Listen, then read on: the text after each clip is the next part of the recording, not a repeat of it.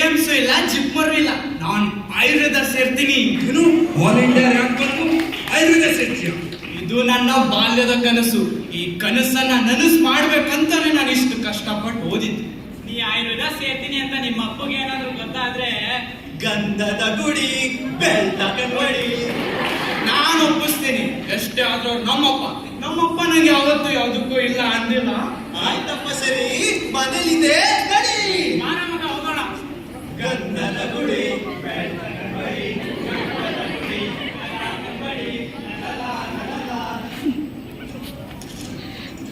ಅಪ್ಪ, ನನ್ NEET result ಬಂತಪ್ಪ. ಹೌದಾ? ಏನಂತಪ್ಪ ರಿಸಲ್ಟು? ನಾನು ಆಲ್ ಇಂಡಿಯಾ 10th ರ್ಯಾಂಕ್ ಅಪ್ಪ. ಶಬ್ಬಾಷ್ ಮಗನೇ, ಎಷ್ಟೇ ಆದ್ರೂ ನಿಂಗೆ ಯಾರು ಹೇಳು? ನನ್ ಮಗ. ನಾನು ಹೇಳಿರ್ಲಿಲ್ವಾ ಮೀನಾಕ್ಷಿ, ನನ್ ಮಗ MBBS ತಾಂತಾನೆ ಅಂತ. ಅಪ್ಪ, ನಾನು MBBS ಮಾಡಲ್ಲಪ್ಪ, ನಾನು BMS ಸೇರ್ತೀನಿ. BMS ಆಯುರ್ವೇದ. ಯಾಕಪ್ಪ ಇಷ್ಟು ಉಂಟ? ನನ್ ಮಗ ದೊಡ್ಡವನಾದ್ಮೇಲೆ ಒಬ್ಬ ಒಳ್ಳೆ ಗಡ್ಡಿ ಡಾಕ್ಟ್ರು, ಹಡ್ಡಿ ಡಾಕ್ಟ್ರು ಆಗ್ತಾನಂದ್ರೆ ನೀನದ್ ಯಾವ್ದು ಗೊತ್ತು ಗುರಿ ಇಲ್ದಿರೋ ಸೊಪ್ಪು ಬೇರು ಕೊಡು ಆಯುರ್ವೇದಿಕ್ ವೈದ್ಯ ಆಗ್ತೀನಿ ಅಂತೀಯಲ್ಲ. ಬೇಡಪ್ಪ, MBBS ಮಾಡು. ನಾನು BMS ಸೇರ್ತೀನಿ. ಏನ ನೋಡು ಮಗ, ಯಾಕೋ ಇಷ್ಟೊಂದು ಹಠ? ಅಪ್ಪ ನೀನ್ ಒಳ್ಳೇದಕ್ಕೆ ತಾನೇ ಹೇಳ್ತಿರೋದು. ಕೇಳು ಮಗ, ಬೇಡ ಮಗ ಈ ಹಠ ಎಲ್ಲ. ನಾನು BMS ಸೇರ್ತೀನಿ. ಅದು ನಾನ್ ಬದುಕಿರೋವರೆಗೂ ಸಾಧ್ಯವೇ ಇಲ್ಲ. ಇದೇ ನಿಮ್ ನಿರ್ಧಾರ ಸರಿ. ನಾನು BMS ಸೇರ್ತೀನಿ.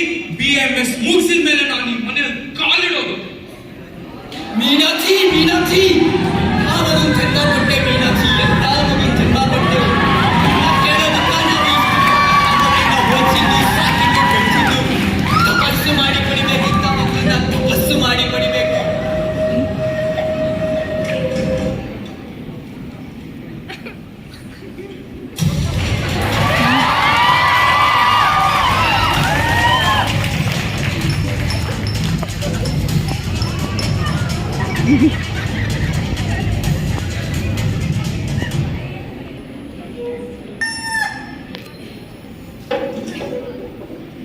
ಅಮ್ಮ, ನಾನು ಕ್ಲಿನಿಕ್ ಹೋಗಿ ಬರ್ತೀನಿ.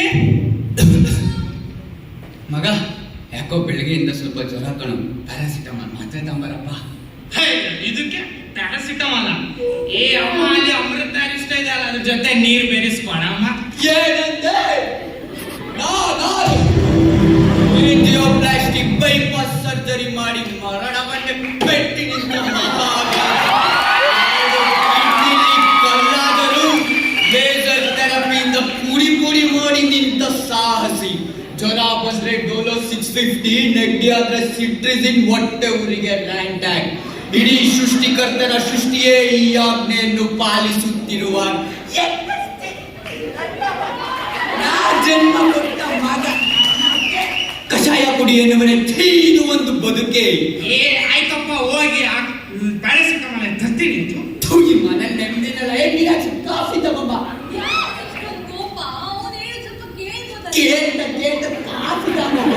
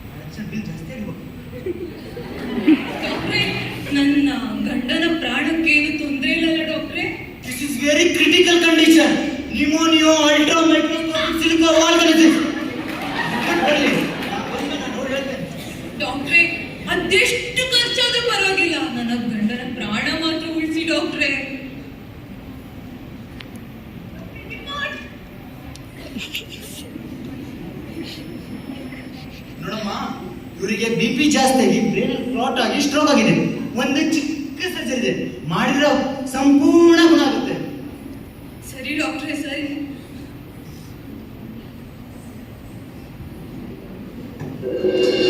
ಪ್ರಹ್ಲಾದ, ಎಲ್ಲಿದೆಯೋ? ಬೇಗ ಬಾರೋ.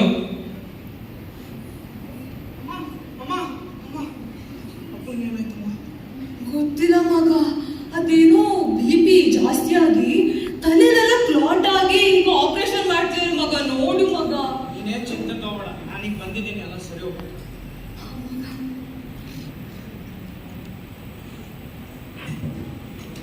ಡಾಕ್ಟ್ರೇ, ಏನೇ ಡಾಕ್ಟ್ರೇ? ಪೇಷಂಟ್ ಬರ್ತಿದ್ದಾರೆ ಇಲ್ಲಿ, ಬನ್ನಿ ಇಲ್ಲಿ.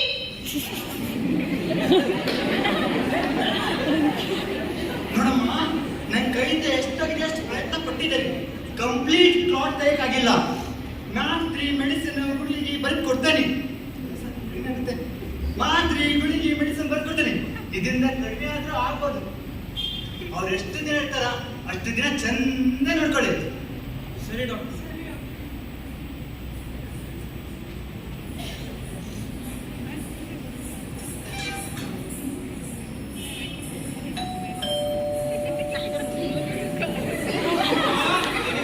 ನಾನ್ ಚೆನ್ನಾಗಿದ್ದೀನಿ ಕಣ, ನಿಮ್ಮ ಅಪ್ಪ ಹೇಗಿದ್ದಾನೋ? ಅಯ್ಯೋ, ಅವ್ರು ಇದ್ದಂಗೆ ಇದ್ದಾರೆ. ನಿಮಗ್ ಗೊತ್ತಾ ನಮ್ಮ ಅಪ್ಪ ಏನಂತ? ಆಯುರ್ವೇದಿಕ್ ಟ್ರೀಟ್ಮೆಂಟ್ ಕೊಡಿಸ್ತೀನಿ ಅಂದ್ರೆ ನನ್ನ ಮಾತು ಎಲ್ಲಿ ಕೇಳ್ತಾರೆ? ನೀನೇನು ತಲೆ ಕೆಡಿಸ್ಕೋಬೇಡ, ನಿಮ್ಮ ಅಪ್ಪಗೆ ನಾ ಒಪ್ಪಿಸ್ತೀನಿ, ನಡಿ.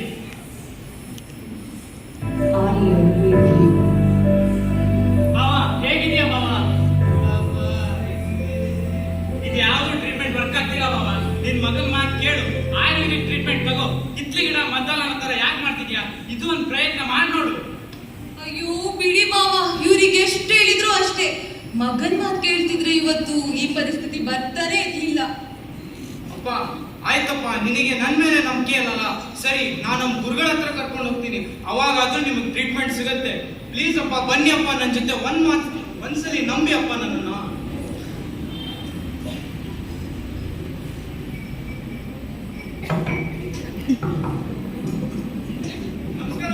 ನಮಸ್ಕಾರ ಪ್ರಹ್ಲಾದ, ಕೂತ್ಕೋ. ಮತ್ತೆ ಏನ್ ಬಂದ ವಿಷಯ? ಏನಾಯ್ತು? ಅಯ್ಯೋ, ನಮ್ಮ ಅಪ್ಪಂಗೆ ಬ್ರೈನ್ ಅಲ್ಲಿ ಕ್ಲಾಟ್ ಆಗಿ ಸ್ಟ್ರೋಕ್ ಆಗಿದೆ. ಹೌದಾ? ನೋಡೋಣ.